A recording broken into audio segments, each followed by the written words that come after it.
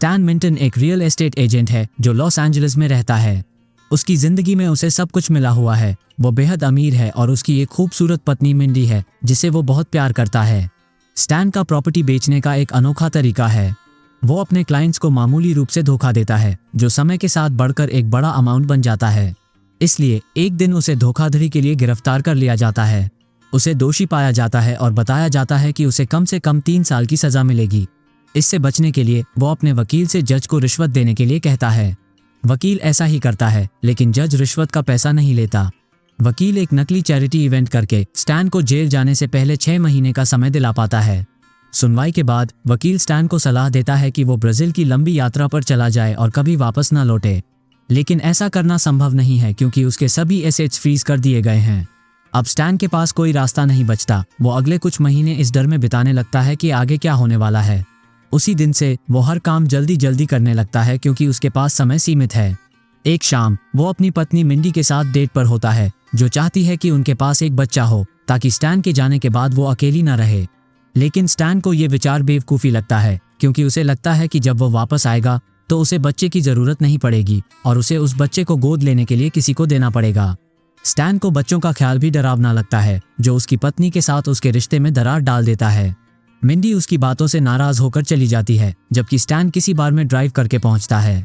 वहां पीते हुए वो अपने पास बैठे एक आदमी को देखता है जिसके शरीर पर जेल जाने का टैटू बना हुआ है। स्टैन उस आदमी से जेल में जीने के टिप्स मांगता है और उसे बात करने के लिए $100 ऑफर करता है। वो आदमी बताता है कि जेल के गार्ड्स कैदियों की परवाह नहीं करते और उनके झगड़े में दखल नहीं देते। कैदी एक दूसरे को मार सकते हैं, लेकिन जब तक कोई भागने की कोशिश नहीं करता गार्ड्स उन्हें कुछ भी करने देते हैं। फिर वो आदमी ये भी कहता है कि स्टैन दिखने में ऐसा लगता है कि जेल में उसे बाकी कैदी जरूर शारीरिक रूप से परेशान करेंगे। स्टैन को एहसास होता है कि जेल में मर्दों के समलैंगिक बनने की सारी अफवाहें सच हैं। वो कमजोर और दब्बू है जिससे वो परफेक्ट टारगेट बन जाता है। जब आदमी उसे कई टैटू बनवाने की सलाह देता है ताकि वो निशाने पर ना आए तो स्टैन उसे अपनी माँ का टैटू दिखाता है जो उसकी बाँह पर है, लेकिन वो ये बात समझ जाता है कि ये टैटू काम नहीं करेगा। उस आदमी की अगली सलाह होती है कि स्टैन जेल में मौजूद किसी एक ग्रुप में शामिल हो जाए। ये ग्रुप्स ज़्यादातर नाज़ीज़, नस्लवादी, मैक्सिकन और अफ्रीकन अमेरिकन पुरुषों में बंटे हुए हैं, लेकिन स्टैन इनमें से किसी भी कैटेगरी में फिट नहीं बैठता। तो आखिरी रास्ता यही बचता है कि वो किसी को मार दे ताकि बाकी कैदी उससे डरें। अगली सुबह स्टैन नशे की हालत में उठता है और उसे लगता है कि वो सपना देख रहा था, लेकिन मिंडी उसे याद दिलाती है कि वो अभी भी जेल जाने वाला है। उसे हिम्मत देने के लिए मिंडी कहती है कि उसकी खासियत यह है कि वो हमेशा कोई ना कोई रास्ता निकाल लेता है। ये बात सुनकर स्टैन को हौसला मिलता है और वो ठान लेता है कि अगले 6 महीनों में वो खुद को अल्फा बनाएगा। अगले दिन से ही वो रोज एक्सरसाइज करना शुरू कर देता है और अपने पीछे एक टैटू बनवाता है ताकि वो कम आकर्षक लगे।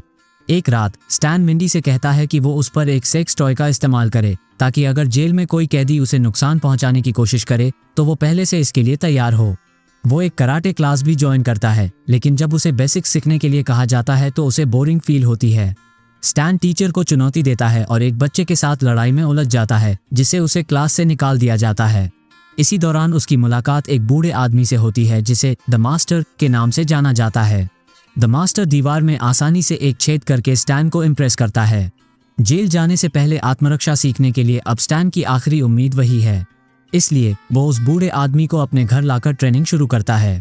द मास्टर उनके साथ रहने लगता है जिससे मिंडी परेशान हो जाती है। ट्रेनिंग के पहले दिन सुबह 5 बजे स्टैन की नींद जानवर के लिवर के खून के चेहरे पर गिरने से खुलती है। इसके बाद द मास्टर मिंडी से उसके पति के लिए ऑक्स के पैंक्रियास और घोड़े की जीभ का स्मूदी बनवाता है। द मास्टर का ट्रेनिंग देने का तरीका अलग और थोड़ा अजीब है। कुछ दिनों में वो स्टैन को जलती हुई छड़ी से मारता है तो कुछ दिनों में उसकी सहनशीलता की परीक्षा लेने के लिए उसे लटका देता है। वो स्टैन को बिच्छू और सांप जैसी अजीबोगरीब चीजें भी खिलाता है। मिंडी, जो घर में द मास्टर के हर जगह धूम्रपान करने से तंग आ चुकी होती है, अपने पति से उसे घर से बाहर निकालने को कहती है। उसी रात स्टैन एक नकली चोरी का नाटक करता है और मिंडी को लगता है कि उसके साथ दुर्व्यवहार होने वाला है, लेकिन ये सब स्टैन की एक योजना का हिस्सा होता है ताकि मिंडी समझ सके कि वो किस स्थिति से गुजर रहा है। जब मिंडी घबराना बंद कर देती है तो वो अपना सामान पैक करके घर छोड़ने का फैसला करती है, ये कहते हुए कि अब वो उसके साथ नहीं रहना चाहती।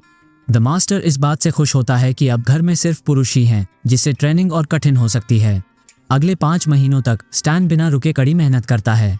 अंत में स्टैन द मास्टर को हैरान करने में सफल हो जाता है। अपने आखिरी टेस्ट के लिए स्टैन उस कराटे टीचर से लड़ने जाता है जिसने कभी उसे अपनी क्लास से बाहर निकाल दिया था। स्टैन आसानी से उस आदमी को हरा देता है और अपनी ट्रेनिंग पूरी कर लेता है। अब वो खुद का बचाव करने के लिए पूरी तरह से तैयार है। द मास्टर और वकील उसे कोर्ट तक छोड़ने जाते हैं। मिंडी अभी तक उससे बात नहीं करती, लेकिन वो अपनी कार से उसे छुपकर देखती है। आखिरकार स्टैन कोर्ट के अंदर जाता है और उसे एक बस में जेल ले जाया जाता है। जैसे ही वो बस में चढ़ता है, एक आदमी उसे अनुचित तरीके से छूने की कोशिश करता है, लेकिन स्टैन उसे सबक सिखा देता है। जेल में उनका स्वागत वार्डन गैस्क द्वारा किया जाता है, जो उनसे विनम्रता से कहता है कि गार्ड्स को परेशान न करें, लेकिन इसके अलावा वो एक दूसरे के साथ जो चाहे कर सकते हैं। कैविटी चेक के दौरान नए कैदियों से कपड़े उतारने और झुकने के लिए कहा जाता है। गार्ड्स तब चौंक जाते हैं जब वे स्टैन की पीछे की तरफ देखते हैं, जिसे उसने जानबूझकर बदसूरत बना दिया है। कैविटी चेक के बाद वो अपनी सेल में जाता है और अपने रूममेट लैरी से मिलता है। अपनी डोमिनेंस स्थापित करने के लिए वो लैरी से लोअर बंक पर जाने के लिए कहता है। बाद में लैरी उसे जेल के स्क्वाड्स के बारे में बताता है, जिन्होंने यहाँ पर एक तरह से गैंग बना लिया है। पहला गैंग ब्लैक पीपल का एक समूह है, दूसरा एक टीम मैक्सिकन गुंडों की है, तीसरा नाज़ीज़ का है और चौथा नस्लवादियों का है। फिर वहाँ वैज्ञानिकों का एक समूह है जो बातों से लोगों को मारने में माहिर हैं। अंत में उसे ब्लॉक के सबसे खतरनाक यौन शिकारी से मिलवाया जाता है, बिग रेमंड। रेमंड एक नए कैदी को डरा धमका रहा होता है, तभी स्टैन उसके पास जाकर सबके सामने उसे चुनौती देता है।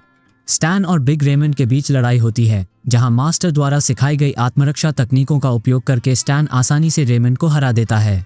उसकी स्किल से प्रभावित होकर नाजी ग्रुप का लीडर पैटिसन उसे अपनी टीम में शामिल होने का प्रस्ताव देता है, लेकिन स्टैन उसे भी पीट देता है। इसके बाद अफ्रीकन अमेरिकन टीम के लोग, जो बिग रेमंड के साथ लड़ाई के कारण गुस्से में होते हैं, उसके पास आते हैं। स्टैन लड़ाई से बचने की कोशिश करता है और दावा करता है कि वो भी ब्लैक है, लेकिन टीम का लीडर अपने सदस्यों को उस पर हमला करने का आदेश देता है और लड़ाई शुरू हो जाती है। गार्ड्स इस लड़ाई का मजा लेते हैं, जबकि स्टैन उन्हें आसानी से हरा देता है। इस हंगामे के बाद पूरी जेल स्टैन से डरने लगती है। जहां भी वो जाता है, लोग उसके लिए रास्ता छोड़ देते हैं। सभी उसे जेल का अल्फा मान लेते हैं और उसे बिग स्टैन कहने लगते हैं। एक युवा लड़का जिसका नाम रॉबी है, जिसे स्टैन ने पहले रेमंड से बचाया था, उसे धन्यवाद देने आता है, लेकिन स्टैन उसे टाल देता है और कहता है कि उसने उन लोगों से लड़ाई किसी और के लिए नहीं, बल्कि सिर्फ अपने लिए की थी। बाद में वार्डन गैस्क स्टैन को अपने ऑफिस बुलाता है और बताता है कि उसने कुछ खास इंतजाम किए थे ताकि स्टैन को इस जेल में ही रखा जा सके। असल में गैस्क जेल की प्रॉपर्टी को हथियाकर वहां एक एस्टेट बनाना चाहता है। स्टैन एक अनुभवी रियल एस्टेट एजेंट है, इसलिए गैस्क उसकी मदद चाहता है ताकि दस्तावेजों में कोई भी प्रॉब्लम न आए। इस मदद के बदले में गैस्क उसे 1 साल की सजा के बाद रिहा करने का ऑफर देता है। यह विचार स्टैन को दिलचस्प लगता है और वो मदद करने के लिए तैयार हो जाता है। स्टैन पूछता है कि गैस्क जेल से छुटकारा कैसे पाने वाला है, लेकिन वार्डन उस हिस्से को गुप्त रखना चाहता है। इस बीच जेल के सभी ग्रुप्स ने मिलकर स्टैन को सबक सिखाने की योजना बना ली है। एक दिन जब स्टैन शावर ले रहा होता है, पैटिसन उस पर एक चाकू से हमला करता है जो पिघली हुई टूथब्रश और रेजर ब्लेड से बनाया गया होता है। इसके जवाब में स्टैन अपने साबुन के टुकड़ों और जूते के फीते से बने ननचाकू को निकालता है। वो आसानी से पैटिसन को हरा देता है और उसे अस्पताल भेज देता है। स्टैन अपनी पत्नी की बहुत याद करता है और उससे मिलने की इच्छा जताता है। वो अपने वकील से संपर्क करता है ताकि ये पता चल सके कि क्या उसने तलाक के कागजात भेजे हैं। राहत की बात यह होती है कि उसने अभी तक डिवोर्स के कागजात नहीं भेजे हैं। इसके बाद स्टैन वार्डन के प्रोजेक्ट पर काम करना शुरू करता है। स्टैन को एक वियतनामी माफिया से पॉलिटिशियन बना डांग नाम का व्यक्ति से मिलवाया जाता है, जो गैस्क का इस प्रोजेक्ट में पार्टनर है और जेल को बर्बाद करने में गैस्क की मदद कर रहा है। स्टैन उन्हें उनकी योजना के बारे में बात करते हुए सुन लेता है, जिसमें वो जेल की प्रॉपर्टी से छुटकारा पाने का प्लान बना रहे होते हैं। उसे पता चलता है कि वो कैदियों को एक दूसरे से लड़ाने की योजना बना रहे हैं ताकि गार्ड्स कुछ को गोली मार सकें। इस तरह बोर्ड ऑफ गवर्नर्स को ये सोचना पड़ेगा कि जेल को पूरी तरह से बंद कर दिया जाए, क्योंकि इसे सही से मैनेज नहीं किया जा रहा है। स्टैन को महसूस होता है कि भले ही कैदी उसे मारने की कोशिश कर रहे हैं, उन्हें बचाना उसकी जिम्मेदारी है। अगले दिन वो एक मीटिंग बुलाता है और जेल में कुछ नियम और सीमाएं तय करता है। सबसे पहले वो सभी हिंसक वीडियो गेम्स और मूवीज को फेंक देता है, क्योंकि उनका प्रभाव बुरा होता है। फिर वो यौन उत्पीड़न को एक दंडनीय अपराध घोषित करता है। जो भी ऐसा करेगा उसे सीधे स्टैन का सामना करना पड़ेगा। जब कैदी इस पर शिकायत करते हैं तो वो उनसे सहमति से समलैंगिक संबंध बनाने को कहता है। इस नए कॉन्सेप्ट से कैदी थोड़े हैरान होते हैं, लेकिन फिर भी इसे मानने के लिए तैयार हो जाते हैं। अगले लंच ब्रेक के दौरान रॉबी और कुछ लोग स्टैन की टेबल पर आते हैं और यौन उत्पीड़न के खिलाफ बनाए गए नियमों के लिए उसका धन्यवाद करते हैं। स्टैन इसे सिर्फ अपनी डोमिनेंस साबित करने की कोशिश बताता है, लेकिन रॉबी समझ जाता है कि वो सच में उनकी भलाई के बारे में सोचता है। दूसरी टेबल पर बिग रेमंड और उसका नया बॉयफ्रेंड एक साथ खाना खाते हुए नजर आते हैं। ये सब स्टैन की वजह से है कि वो दोनों एक खुशहाल समलैंगिक रिश्ते में हैं।